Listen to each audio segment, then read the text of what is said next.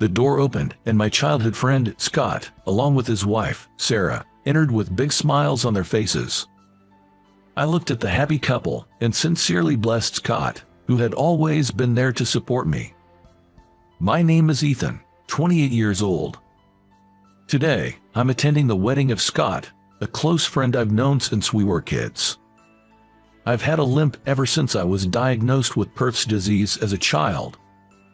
Perthes disease is a condition where a part of the hip bone dies off, and I was diagnosed when I was 12.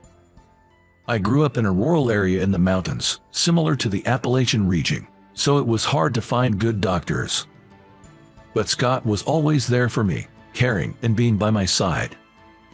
The bride, Sarah, seems calm and is such a pleasant lady. Congrats, Scott and Sarah. I clapped joyfully for them multiple times. Given that Sarah is a hairstylist, many of her friends from the bride's side looked glamorous and stylish. There were even some famous models, regulars in magazines. Even the groom's buddies seemed quite excited about that. I was focused on Scott's wedding, but some even left their seats to ask those models for photos. Come on, what are you doing? This isn't a mixer party. Focus on Scott and Sarah. Though I was irritated, I didn't have the courage to reprimand them. Because when I get up limping, people usually give me a strange look due to my limp. I've gotten used to it, but it's still not a good feeling. The most challenging thing since I was diagnosed with Perthes disease was obstructing others because of my slow walking pace. Being stared at or getting annoyed looks from strangers is an everyday occurrence. Some were rude, getting mad at me for no reason, causing endless troubles. So, being in a crowd, like today, is where I'm most nervous and is something I really dislike. But for Scott, my dear friend, I traveled using unfamiliar trains to be here. So, I was extremely careful not to get in the way of those taking photos and making a fuss. The ceremony ended without a hitch under the clear blue sky. Scott and Sarah, with big smiles on their faces, were showered with colorful flower petals. The flower shower had begun. I was on the church stairs, holding petals, saying congratulations to them with all my heart.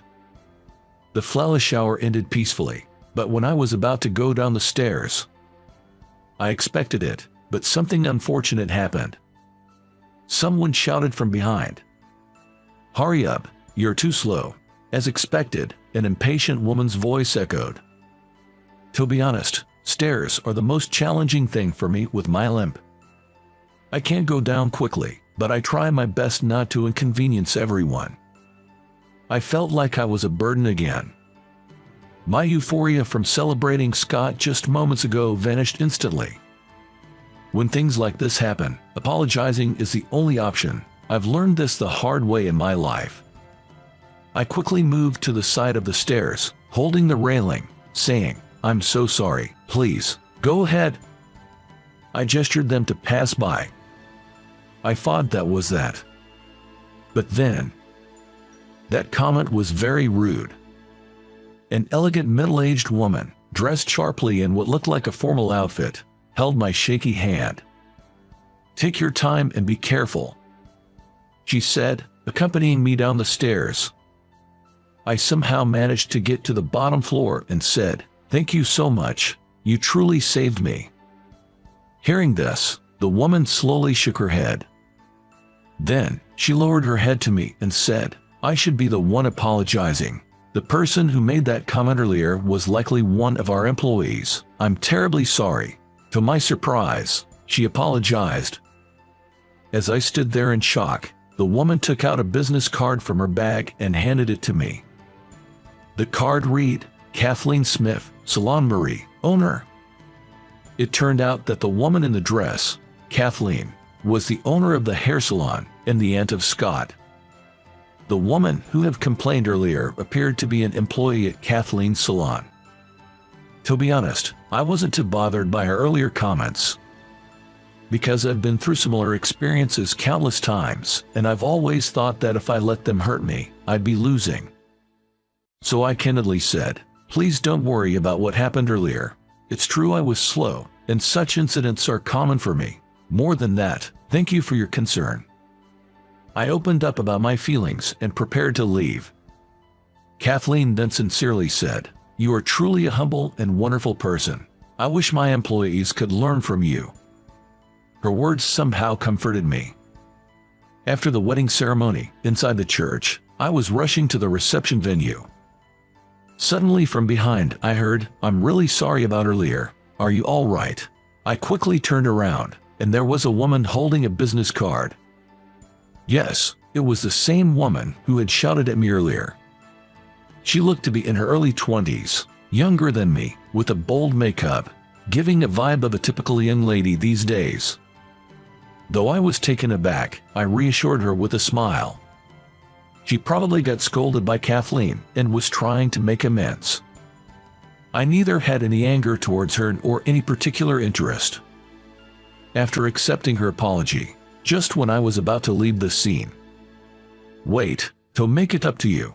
Would you let me give you a free haircut next time?" she said, still looking apologetic, and forcefully handed me her business card.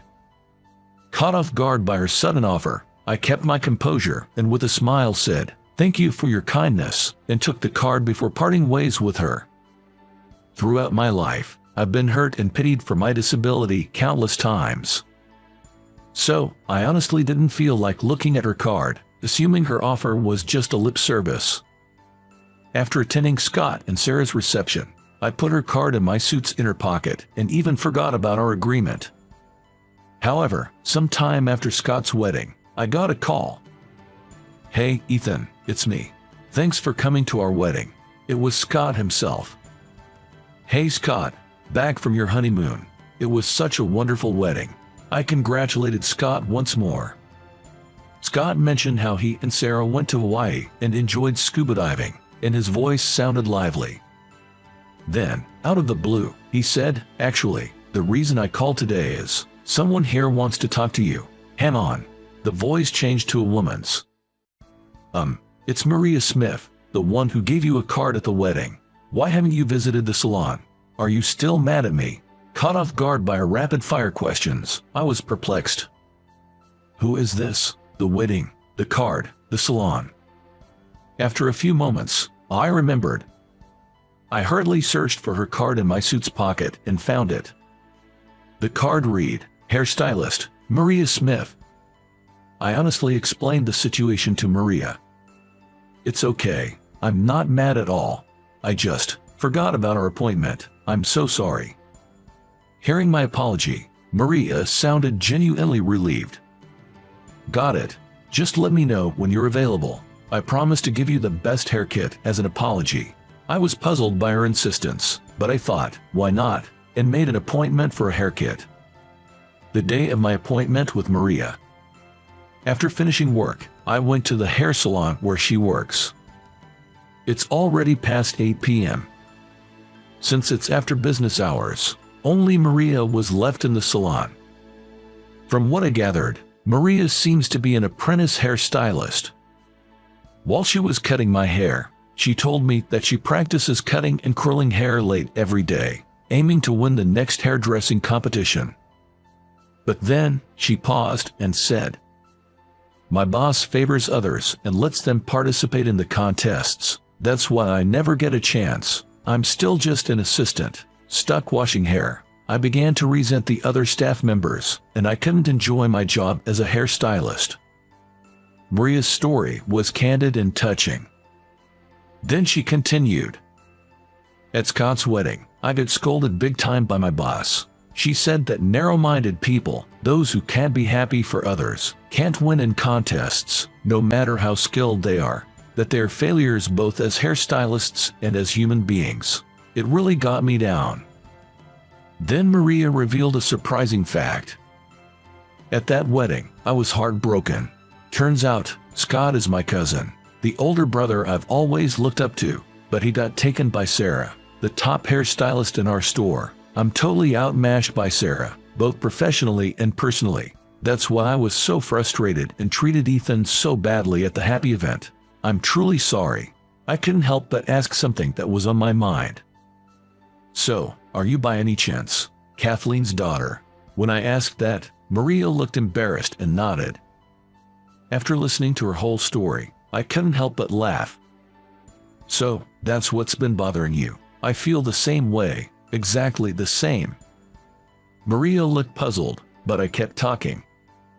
I used to feel the same way. I'd look at able-bodied people and wonder, why isn't happiness coming my way? Why does my life have so many challenges? But no matter how much I worried, nothing changed. So I realized I had to change. I had to fully accept my situation. Thinking back, I used to get frustrated and take it out on my family. But once I took the first step, I met Scott, a truly kind-hearted best friend. I realized that while I might not be athletic, I was good at studying. After a lot of hard work, I managed to get into a prestigious college's science department. Now, I'm doing pretty well in a big company. I've learned to avoid people who find me annoying, and to genuinely appreciate those like Kathleen who helped me. When I shared this with Maria, she was crying. You're absolutely right. I've been too focused on my insecurities. I'll try to live more honestly and sincerely. Your words really resonated with me. Thank you. Every time she cried, her thick foundation and heavy mascara ran. Upon closer look, her skin was very clear, and she looked much cuter without makeup. You don't have to be perfect like Kathleen or Sarah. You have your own unique qualities. Keep it up. While I was encouraging Maria, I was also cheering myself on. I need to work hard and learn from her. 1 year after Scott's wedding, I visit the Salon Marie once a month to get my hair cut. Of course, my personal hairstylist is Maria. Actually, she has become a valuable partner in both my personal and professional life. As I started to date her and listen to her work challenges, I was drawn to her sincerity and hard-working nature. After we got together, Maria let go of her unnecessary insecurities and started focusing more on her job as a hairstylist. Kathleen even thanked me, saying Maria had become a considerate and good hairstylist.